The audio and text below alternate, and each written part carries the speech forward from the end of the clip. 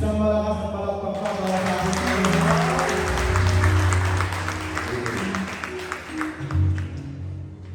Father God, we thank you for this wonderful day. We thank you again, Lord, for a new day in our lives, the first day of the rest of our lives here on earth. Thank you for the safe night rest, and thank you, Lord, for the healing overnight. Lord, today is a brand new day to receive your love, your mercy, your blessings, and your provision. Panginoon, humihingi po kami ng kapatawaran sa lahat ng aming mga kasalanan. Lord, sa hindi namin pagsunod sa inyo, sa pagsuway namin sa kahit ang pinakamaliit ninyong kautusan.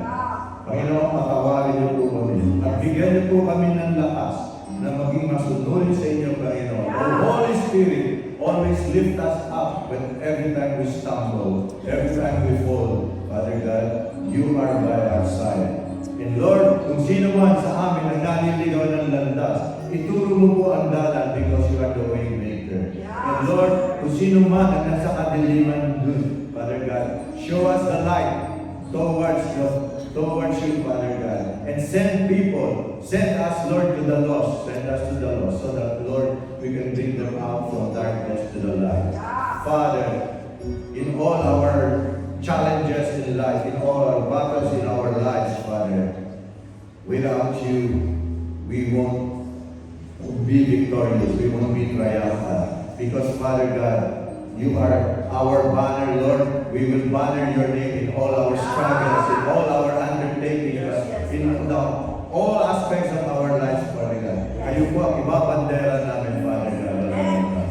Oh, Holy Spirit, be with me right now. Use me as your mouthpiece, Lord. And allow me and make me deliver, Lord, your word according to your will. That it will give a revelation to all your children who will hear your word. I pray that they will have an open mind and an open heart and receive everything without compromise, without resistance, Lord, without reservations.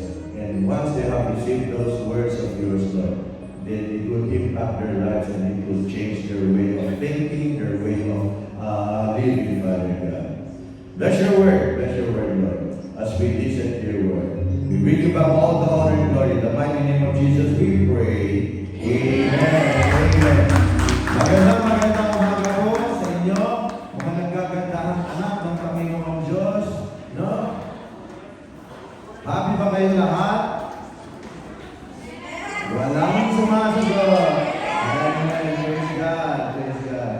Okay. So, ngayon is the third Sunday of the month. No?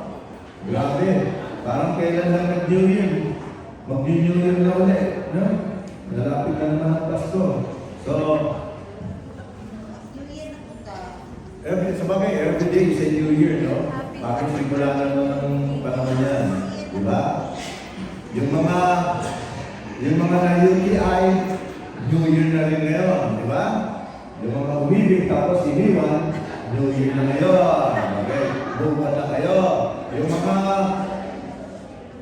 na imon-imon, na stress, New Year na po ngayon. So, New Year depende yan sa pananaw ng bawat individual. Okay, so, welcome to our morning worship service. Meron po bang tayo mga first timer po dito sa side nito? Kaway-kaway lang po. Kahit na ang side, kaway-kaway lang mga first timer. Praise God! Yan! Okay, praise God. Sino pa? Second timers!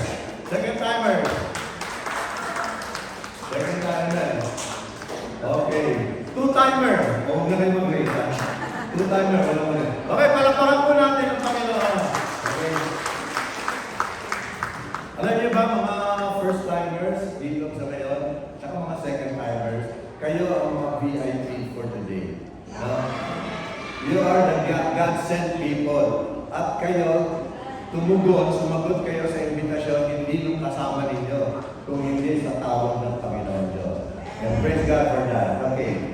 So, sino nandito from the first Sunday of the month? Last Sunday. Okay. Kung ma-observe nyo, for the past 2 weeks, no, pinag-uusapan natin parati ang mga pangalan ng Panginoong Diyos. May iba-iba siyang pangalan, di ba?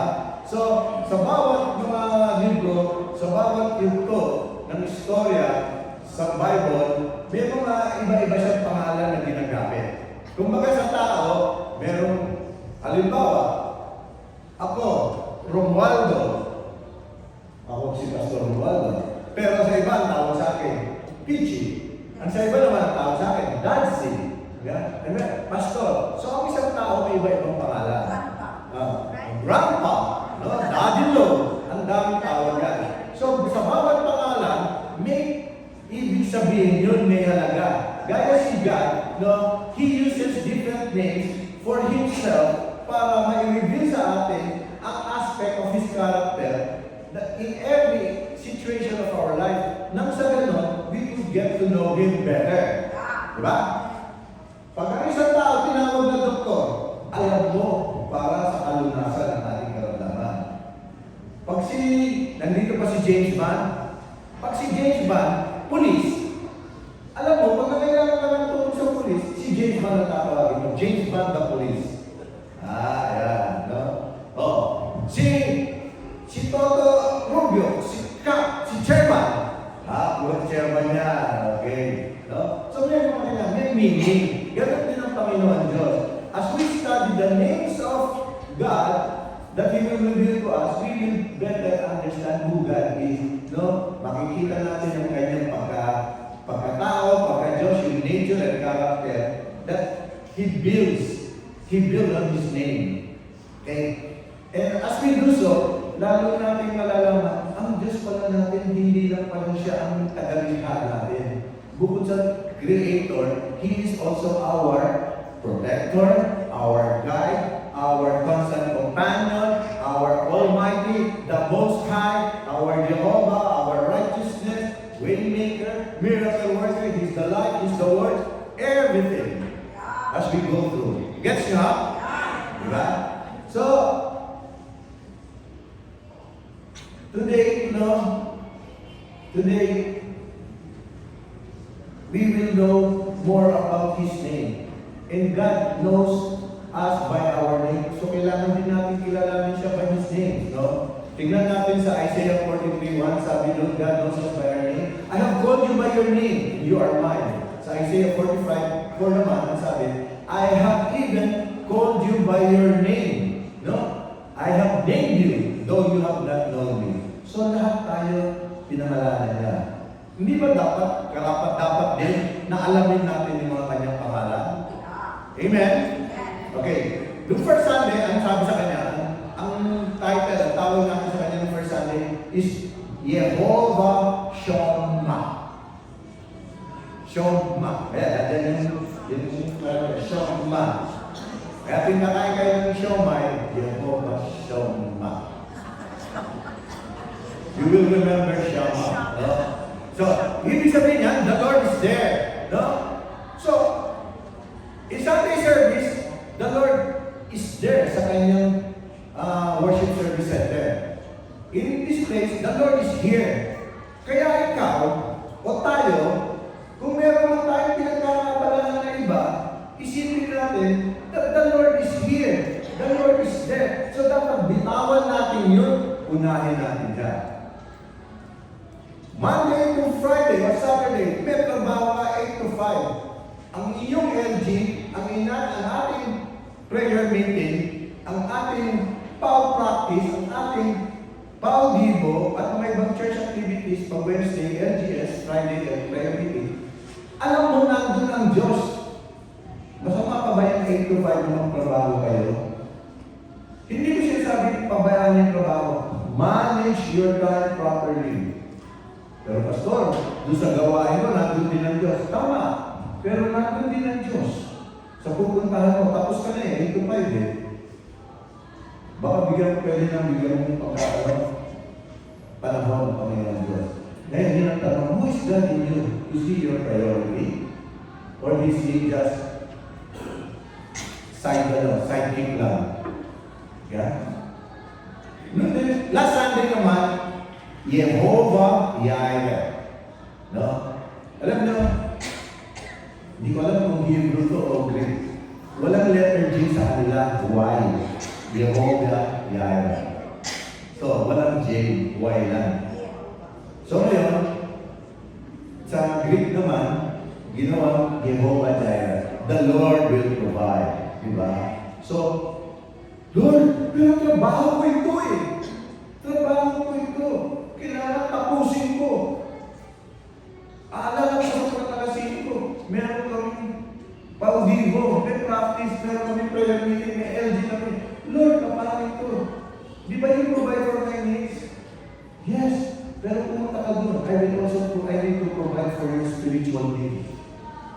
Huwag nang isipin ang kailangan lang natin ng needs ay para financial, material. Kailangan lang natin most of all ang financial, ang spiritual need natin. Kaya sabi ni Pastor Edison sa Sunday, tama na ikaw, Pastor Edison ng preach, no? Yaman mo, kotse mo, ari-arian mo, asawa mo, pamilya mo, pag namatay ka, dala mo ba sila? Una-unahan lang yan. Miski sila, pag nauna sa atin, dala ba tayo? So, anong ibig ko sabihin? We prepare for our eternal life. Hindi ko sabi mo kayo magtrabaho. Magtrabaho kayo kasi gusto rin ng Panginoon Diyos, gumalaw tayo. Kasi tao gawa, kasi Diyos ang tawa. Okay? Today, we come to know another name. No? Another name of the names that God has used to reveal Himself. And this is also the title of the Word of God ngayon. It's Jehovah Nissi. Meaning the Lord is my banner. And of course, if the Lord is our banner, all our battles in life belong to the Lord. Amen? Thank you, Sisa. So, that being said, we can now declare, the Lord is my banner, the Lord is my refuge, the battle is the Lord's. Bakit refuge? Kasi, doon tayo, protektahan na tayo. Saan mo gustong dumikit? Yung mapapahamak ka o yung protektado ka? Amen. So, pag nandun tayo, sa refuge na yun, kumbaga, halimbawa, may humahabol sa iyo, no? Anong pinakamalapit mong papasok sa isip mo? Kung hindi sa bahay mo, sa police presinto. Dahil pag nandun ka, secure ka. Ganon din po sa Panginoon Diyos. He is our banner, He is our refuge, and the battle will belong to Him. Okay? So, Jehovah Nissi signifies that the Lord is my battle and reflects the idea that God is a guiding and protective force for His people. Not for everybody. Doon lang sa kanyang mga anak. Ngayon, pwede mo tanong sa sarili mo, anak ba ako, Lord? Only you and the Lord knows. No? Sige. Again, that being said, God is a banner of victory and protection for believers. Alam niyo ba si Moses, no? Through divine intervention, raises his staff several times, parang banner, no? Yung parting of the Red Sea, yung striking the rock para lumabas ang tubig, no? Enduring a battle. Because when he raises yung kanyang staff, yung rod niya, it symbolizes God's presence and assistance. So in our spiritual battles, God is our constant source of strength and victory. Let's all trust in Jehovah Nissi, who leads us to triumph in the challenges of life that we face. No? So, kayo, ng mga may pinagdaan, kasi may pinagdadaanan ako eh. Paano ka dapat lumapit sa Panginoon Diyos? Pastor, ang dami kong trabaho, busy ako eh. Hindi ako maka-church, hindi ako maka-LG, hindi ako maka-pagdimbo. Ibigay ko sa Panginoon Diyos. Huwag mo sarilihin ng laban, hindi mo kaya. Pastor, paano ito? Leader, wala na kami makakain eh, ganyan. Tao ka na naman umaasa. Panginoon Diyos. Meron dito sa atin, financially struggling, pero never ako nakarinig ng complaint. Ang sinasabi ka niya, the Lord is providing. Ganon katindi ang faith. Diba? So, Nissi came from the word Nes, no? Which is sometimes translated as a pole with an insignia attached. No? Kasi sa mga labanan ng mga opposing nations,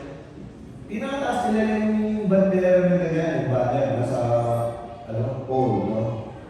Nakaganyan, di ba? So, natatandaan si Bonifacio, pag ganyan yan ang tabakan, sugod mga kapatid, dala-dala ng kasama niya yung bandera ng KKK. No? So, ganun din po. In battle, opposing nations will fly their own flag on a pole at each of their respective front lines, and this was to give their soldiers a feeling of hope and focal point. So kung ang Diyos ang iyong banner, no? Ito laban ko sa buhay, pero Panginoon, nandyan na. Alam ko kaya, ito ang bandera ko.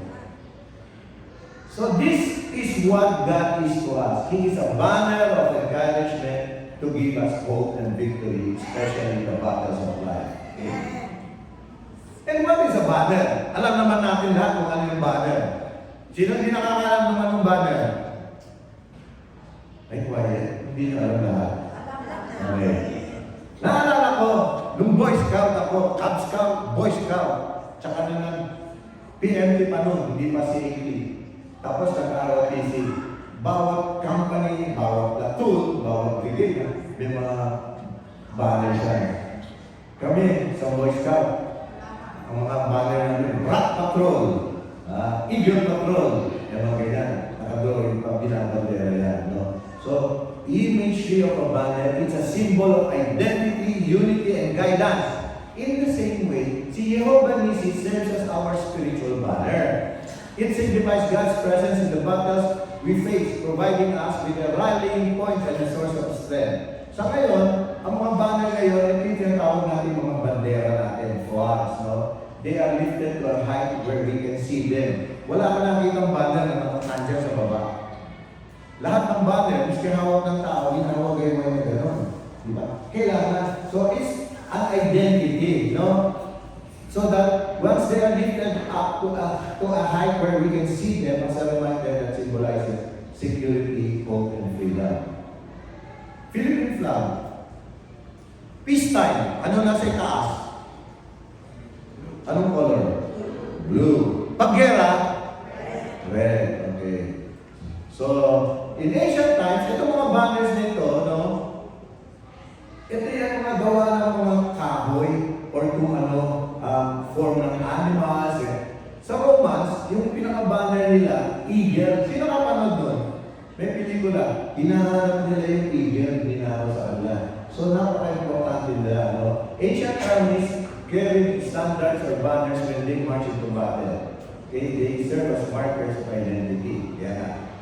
So, sa atin, yung flag natin, that is our nation's beloved banner. No? Maraming pinipicture yan, symbolizes many different things. Physical representation of our pride, our identity as Filipinos, and it holds a long, complex past of war, violence, and trauma, but also resilience and hope. No?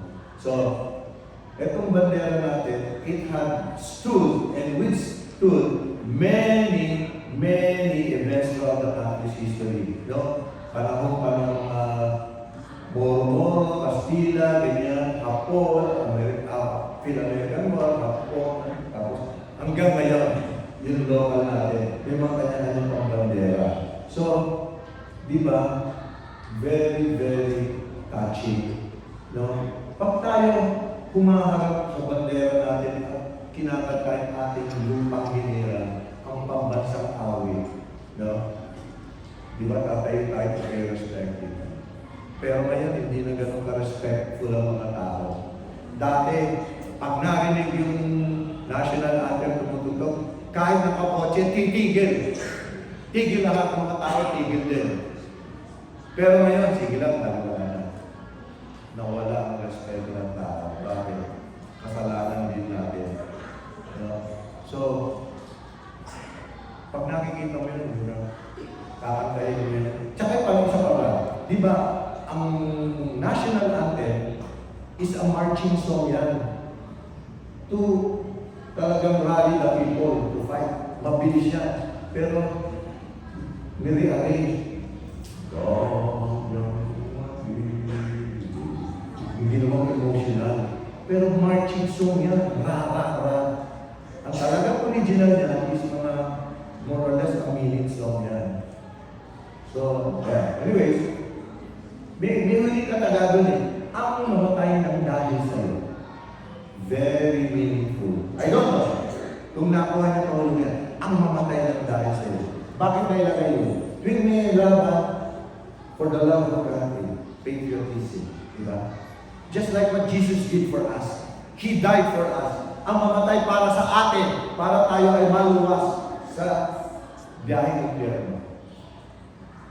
Now, let's put a new meaning to that national anthem. So, think of your countrymen. No? Think about them who are in the dark, who don't know Jesus yet. No? Think of them, no? Who are really hell-bound, biyaheng impyerno. They need us. Mamatay tayo para sa kanilang kaluwasan. Not physically dead, but we get out of our comfort zones, reach out to them. And I praise God for those who are really very committed sa Happy Group, sa COF, no? Sa mga ibang services, sa life group nila, sa pagsaserve sa ministry, just to make sure that people are being saved. Okay? So, think about the salvation of my countrymen. Of our countrymen. Unang-una, ano ang ating ang ating mission? National transformation. No? We will bring them up from the dark, bring them to the light. That being said, may I request everybody to please stand up as we read our key text. Dalawa pong key text natin, dalawang versions. Sanayin mo natin sa King James. And everybody together. And Moses built an altar and called the name of Him Jehovah Nissi. And Moses built an altar and called His name the Lord is my God. Okay, palapakan po natin. So, Jehovah Nissi and the Lord is my banner. Pareho lang po yan. And why did Moses build an altar and call it the Lord is my banner? Kasi he wants to commemorate God's intervention during the battle against the Amalekites. So, ang Israelites, alam natin, they have been slaves for so long years ng Egypt. No? And Moses was tasked to liberate those slaves from Egypt. So, when they have escaped Egypt, no, Moses will bring them to the promised land. Yun ang assignment ni Moses kay God. And during their journey to the promised land, ang kasama nila is ang Diyos. No? Because God was there with them. Jehovah Shammah. God was there with them. Kahit saan sila pumunta, God was there. And God brought them out, no, bringing them to the promised land. And habang sila bumabiyahe, hindi lang si Jehovah Shammah ang kasama nila, pati si Jehovah Jireh. No? God was also providing for their needs. Okay? If you know the story, Exodus 16 and 17, doon nagsimula magreklamo ang mga Israelita. Hindi nila nakikita ang blessing. Parang tayo. May mga blessings na tayo, pero reklamo tayo ng reklamo. Lord, ba't wala ako ito? Ba't siya meron naman? Lord, ganito, gano'n. Hindi natin binibilang ang ating blessings. So, ganito po nangyari sa Israelita, no? So, nung bumabiyahe sila, nagkaroon sila mga pagkakataon ng struggle. They became hungry and thirsty. And God proved to be their Jehovah Shammah and Jireh. Because God was with them. And they had provision in the form of manna and quail. No? Pero, pagdating sa Exodus 17:7, no? Chapter 17, verse 7, sabi doon, no? They tempted the Lord, saying, is the Lord among us or not? Kaya in the first part of that, sabi, Moses called the name of the place Masa and Meribah. No? Ano ibig sabihin ng Masa and Meribah? Masa means test or tempt. Meribah is strife or quarrel. Natural sa tayo, di ba? Natural sa atin yun, di po ba? Okay? Reklamo tayo ng reklamo. Maganda na yung bahay natin. Okay na yung komportable ang tinutulungan natin. May reklamo pa rin tayo. May kulang pa rin. Masarap na yung kinakain mo. May kulang pa rin. Gusto mo pang kumain sa labas. So, ganun ang tao. Never satisfied. No? So, these Israelites, they came to a point that they doubted si Jehovah Shammah. No? Tinanong pa nila, is the Lord among us or not? Parang tayo, Diyos, nasaan ka? Kung kailan kita tinanggap, bakit kinuha mo pa siya? Kung kailan kita tinanggap, nawalan pa ako ng trabaho. Kung kailan kita tinanggap, Lord, nakahirap-hirap ang buhay ko. Think of this positively. What God has given, He will take away. And what He took away, He will replace it with a better one. Hindi ka na kasi pwede doon. Hindi ka na bakit doon. Meron siyang mas magandang plano sa iyo. Okay? So, again, no? In Exodus 17:6, naging medyo dramatic si Lord dito. Sabi ni God, I will stand before you there on the rock in Horeb. Ito yung sinasabi nila, nauuhaw sila. No?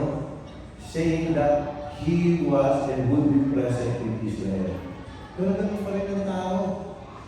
Is the Lord among us or not? Ito mga attitude ng mga Israelites. Ito ang mga matinding kasalanan nila. So, take note of your attitude. Your attitude will be your greatest sin. Okay? Halimbawa, bihira ka na mag-aapin. Pag nandun ka na sa upuan, gusto mo pa, entitled, gusto mo pa, asikaso ka. Do your part. Tapos, gusto mo pa, spoon feeding pa. Magbabakrin ka lang ng GC, tinatapat ka pa. Hindi ko nabasa kasi wala nagsabi sa akin. May GC na. Gusto mo lang, spoon feeding lahat. Baka mabilauhan pa, pati spoon, malulog mo. No? So, check our attitude, no? Let's not doubt the loving presence and care of God among us. So, di bumiyahe na sila, no? Nakarating na sila sa Rephidim. Siguro, pagdating nila doon sa Rephidim, it could be they either rest or stay, no? Or replenish water supply. Pero unexpectedly, they were attacked by an Amalekite raiding party, no? Yan ang sinasabi sa Exodus 17:18, no? Now, Amalek came and fought with Israel in Rephidim. So, it was an unprovoked attack. Hindi naman naghahamon ng mga Israelitas. Bakit? Hindi naman warriors sila. Sila ay mga slaves, no? Wala silang training or experience sa gera. Sila ay mga workers, builders in Egypt. They were not prepared for any battle, no? So they were just traveling, no, with their families, wives, children, and flocks, and their possessions. Pero itong Amalekites, sino ba itong mga Amalekites? They were descendants of Amalek, no? A grandson of Esau. They were fierce nomadic tribe that lived in the desert region of the Dead Sea. Alam niyo yung livelihood nila? Alam niyo yung trabaho nila? Mag-conduct ng raids as much as possible on other settlements and carrying off their loot. They plunder everything. Ninanakaw nila. And then they just kill for pleasure. And look, pero sa Israelite, ang matinding insulto para sa kanila, no? Kung hindi gawin ito, hindi gawain ito ng anak ng Diyos. Pero pag galit pala ng mga tao sa isang Israelite, ang matinding pang-insulto nila ay pag tinawag sila friend of Amalek. Kasi ang mga Amalek, persona non grata. No? So, ito ngayon, bumabiyahin na sila. Nakakita ng perfect timing ng Amalekites. So, nakita na, perfect opportunity to for both pleasure and profit. Itong hostile tribe na to was moving on in the wrong direction, in the wrong group. Akala nila mga Amalekites, kaya-kaya nila. What they did not know is this group was led, itong mga Israelites was led by God. So, kaya nga, for an Israelite slave to defeat a warlike nation as Amalekite, as the Amaleks, was more than enough proof that God was with them as He had promised to be. Nalagay na ba kayo sa sitwasyon na hindi kayo prepared? Pero, nakaagwan na kayo. Naging success. Halimbawa lang,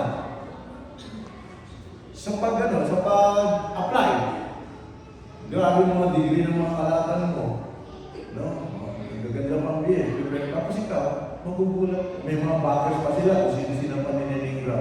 Ikaw, simple ka lang doon. Tapos natanggap. Bakit ako natanggap? Eh, mas magaling sila sa akin. Grabe din sila, power dressing. It's because of the Lord. Diba? Okay. So, maybe trace natin history. Remember, nung si Jacob, Jacob and Esau were brothers. Inutakan ni Jacob si Esau of his birthright. Kasi naman ito si Esau, walang pagpapahalaga sa kanyang birthright. Sa Bible, birthright, double portion parati ang pamahalag. Sa mamanahin niya sa kanyang parents. So ano nangyari?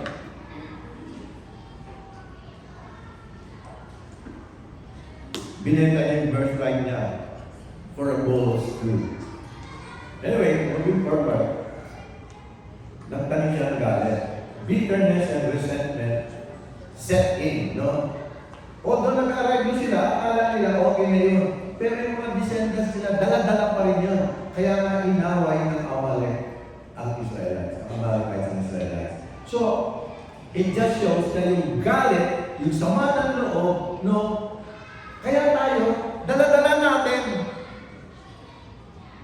Sino dito ang may experience sa angkat? Tawin lolo na, kalabang ko namin yan. Dala-dala yung galit. Nagpapapayang ka. So, bitter foes, mortal enemies of the Israelites, no? Amalekites are out to stop them, the Israelites, harass them from reaching their promised land. Ganun din sa buhay natin, no? Marami rin pumipigil. Those are the Amalekites in our lives, no? So, it goes to show that bitterness and anger can do what eagerness and anger can do to you, no? If they had sat back and thought about it for a moment, the Amalekites would have realized that they were as much descendants of Abraham as Jacob's family. Pariente sila, they are relatives. But the Amalekites chose to be the opposition, the blocker of God's plan sa Israelites. Marami din tayo mga blocker sa plan ng God sa buhay natin. Identify the Amalekites of our lives. So, ang matindi pa nito, yung atake, yung pag-atakpan ng mga Amalek sa Israelites, matindi. Sa Deuteronomy 25:17-18, sinabi nyo, remember what Amalek did to you on the way as you were coming out of Egypt. No? How he met you the way and attacked the Syrians. So, sa likod sila, nandun sila yung mga mahihina, yung pagod na, yung matatanda, yung mga bata, mga babae. Yun ang inuna nilang atakihin. Okay? Remember, even if God is with us, no, it says that Jehovah Shammah doesn't accept us from fighting our battles. But because He is Jehovah Nissi, He will help us win the battles. Okay? Then, yung gera, yung away ng Amalek sa Israelites in Exodus 17:19, that was the first experience of warfare, no? Kaya ang sabi ni Moses, inutusan niya si Joshua, Joshua, lumabang kayo, bumuo ka ng team. Lumabang, go out and fight with Amalek. So, God fought nung they were on their way out from Egypt, God fought the Egyptians for them. Pero now, they had to learn to rely on God as they fought a military battle. Hindi nga sila kasi kombatan, no?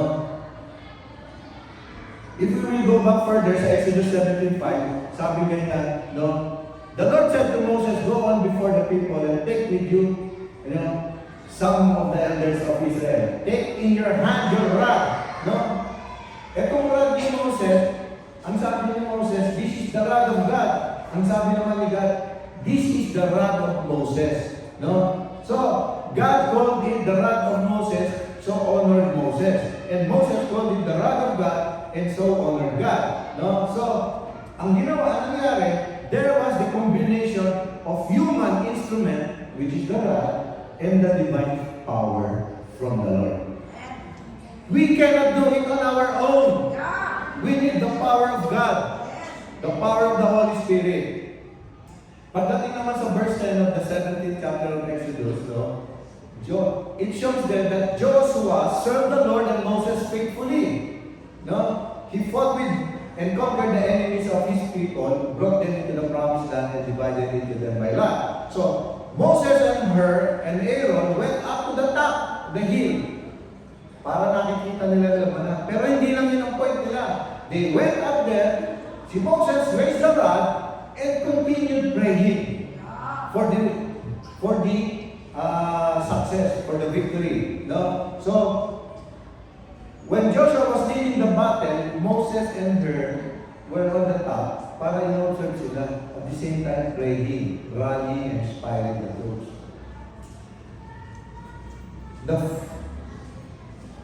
Moses supported the battle behind the scenes. Tayo rin dito, meron tayo mga behind the scenes na Moses. Pao, naka-front line na singer. Ang musician. Sino ang behind the scene ng Pao? Pixels. Wavelet. Marami tayong behind the scenes dito. Sa church, may mga leaders. Sino mga behind the scenes ng leaders? Mga disciples. Marami. So, the faith of Israel in battle depended on the intercession of Moses because when he prayed, Israel prevailed. Habang nakataas. He was praying. He was praying. Israel was winning. Dumating ang point na nangalay siya. No? The Israelites nangalay. So, anong ginawa na sa verse na yun verse 12, Moses has bumagsak. Nandun si Aaron at si Hur. Kumuha ng bato, excited, tinataw, hinawakan yung kamay niya. Meaning, Moses cannot do it alone. He needs supporters. As pastors cannot do it alone without your support. No matter how fervent, how intense our prayer is, we need your support. We cannot advance the kingdom of God here in Pulumuno without your support. Okay? So, yung pong sinasabi, we need to hold up the hands of our spiritual leaders as well. Shouldering some responsibility, lending a word of encouragement, or offering a prayer are ways of refreshing spiritual leaders in their work. We do that.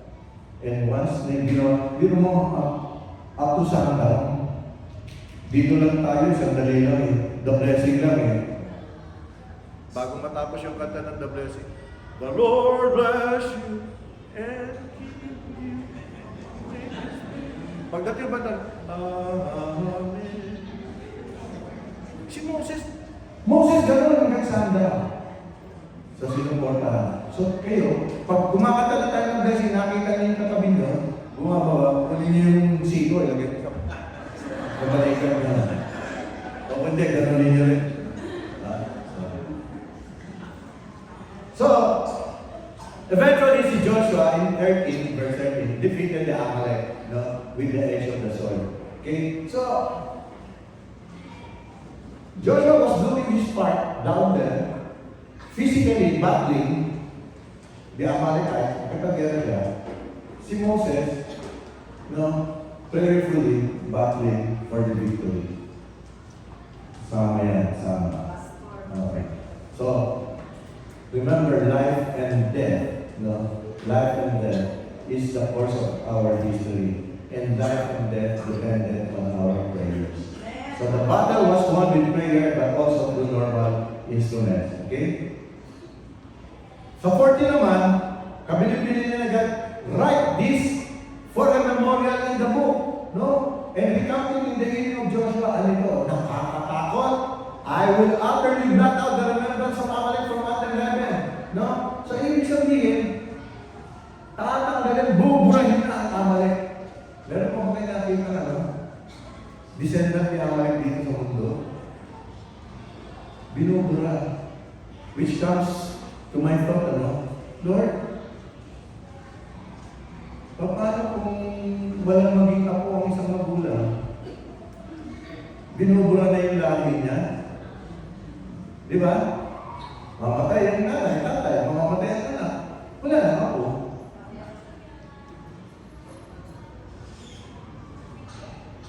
Exodus 15 says naman, the Lord, yan ang key verse natin, the Lord is our banner. No? So, sino tinawag ni Moses, the Lord is our banner. Because of his success and gratitude, gumawa siya ng altar, no? At pinangalanan niya, the Lord is our banner, no? So, likewise, tayo, we should build altars in our lives, commemorating the times when God has been our banner of victory. For example, the day that we receive Jesus Christ as our Lord and Savior, that is a banner. We create an altar for it sa buhay natin. Okay?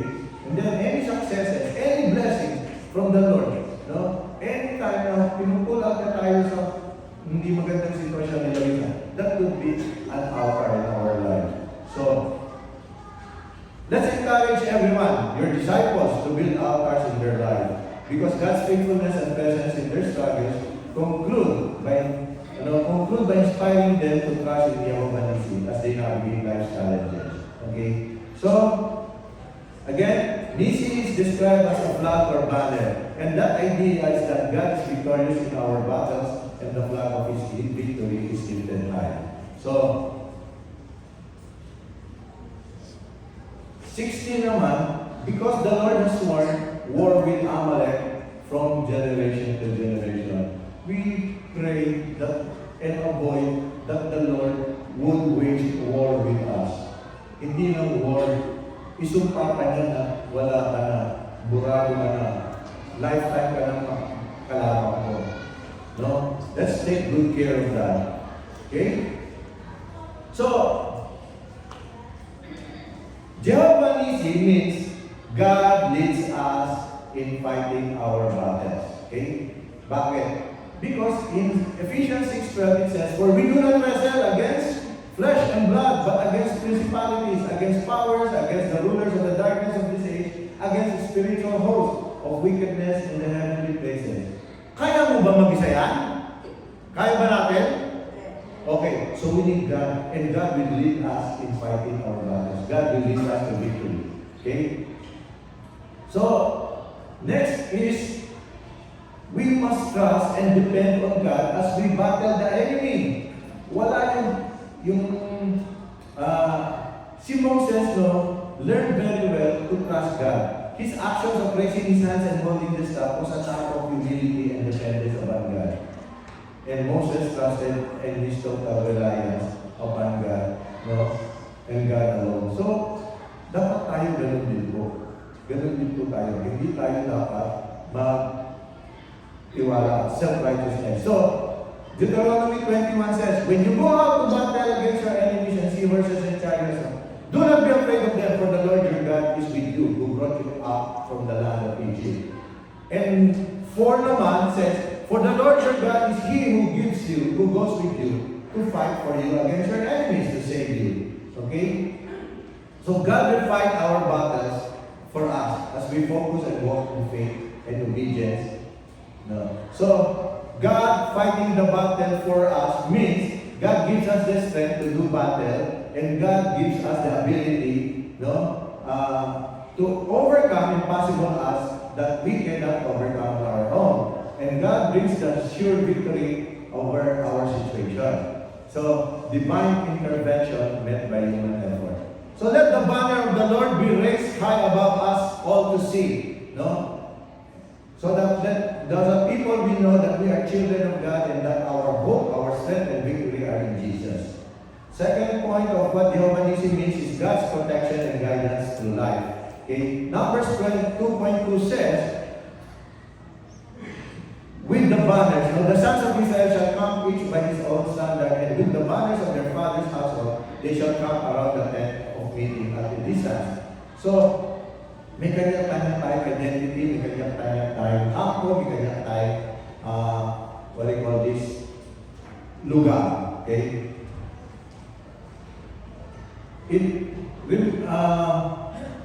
At times, not lang at times, every time we all need help, So, just like what Aaron and Hur did to Moses, let us help each other. Walang nakatatanda sa presensya ng Panginoon Diyos.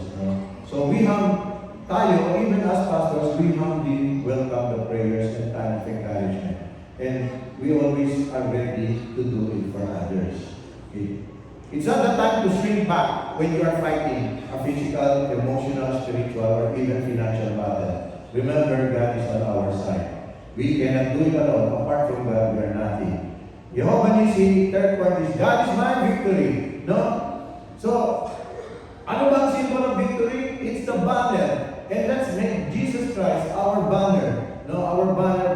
Remember, when Christ died on the cross, He defeated death. He defeated Satan. So, Christ is victorious and we are fighting our battles with victory. And what are the lessons to be learned dito sa Exodus chapter 17? No? First, obviously, God as our banner. Then, acknowledging God's intervention. Third is building spiritual memorials, just like what Moses did. Fourth, trusting God in battles. Fifth, relying on God's strength. And sixth, living with assurance. Remember, the name Jehovah Nissi brings assurance that God is not a distant deity, but actively is involved in our lives. No? So living with this assurance empowers us to face life's uncertainties. And last but not the least, and the number of God, 7 is celebrating victories. Whenever we have victories, we celebrate victories. Pag may problema ka, alam niyo ba you celebrate your problems? Hindi lang kayo aware. How do you celebrate it? Nagmumukmuk ka. Pero, pag na-accomplish mo, you celebrate with God. Just like what you're doing. Nang Amalekite, kung nanalo ng Israel, celebrate sila, nag-celebrate sila. Amen? Amen. Okay, so, as I close, no, let me minister to that in our lives, we encounter various battles, struggles, temptations, and challenges that can seem insurmountable. But just as God was the banner for the Israelites, He is our banner today. No? Ano ba ang ginagawa mo sa buhay mo? So when we face adversity, let us raise our eyes to Jehovah Nissi, trusting that His presence goes before us, guiding us. And as we navigate